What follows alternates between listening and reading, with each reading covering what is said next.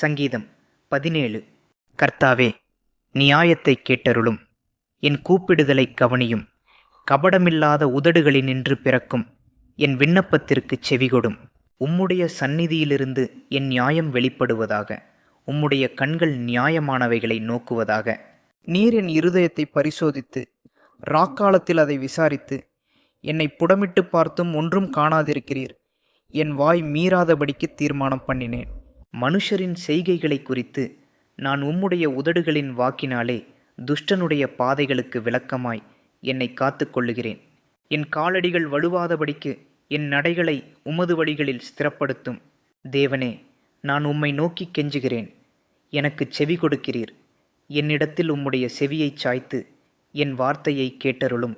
உம்மை நம்புகிறவர்களை அவர்களுக்கு விரோதமாய் எழும்புகிறவர்களினின்று உமது வலதுகரத்தினால் தப்புவித்து இரட்சிக்கிறவரே, உம்முடைய அதிசயமான கிருபையை விளங்கப் பண்ணும். கண்மணியைப் போல என்னை காத்தருளும்.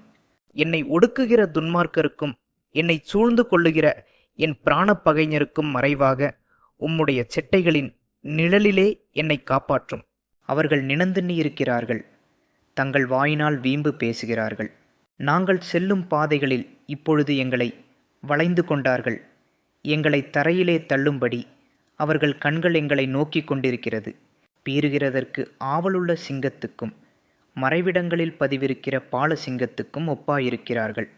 கர்த்தாவே, நீர் எழுந்திருந்து அவனுக்கு எதிரிட்டு அவனை மடங்கடியும். கர்த்தாவே, என் ஆத்துமாவை துன்மார்க்கனுடைய கைக்கு உம்முடைய பட்டயத்தினால் தப்புவியும்.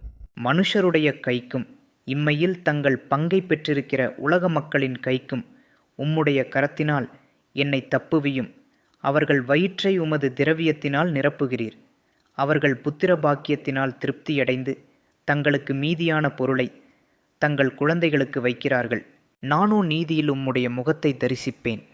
நான் விழிக்கும்போது உமது சாயலால் திருப்தியாவேன்.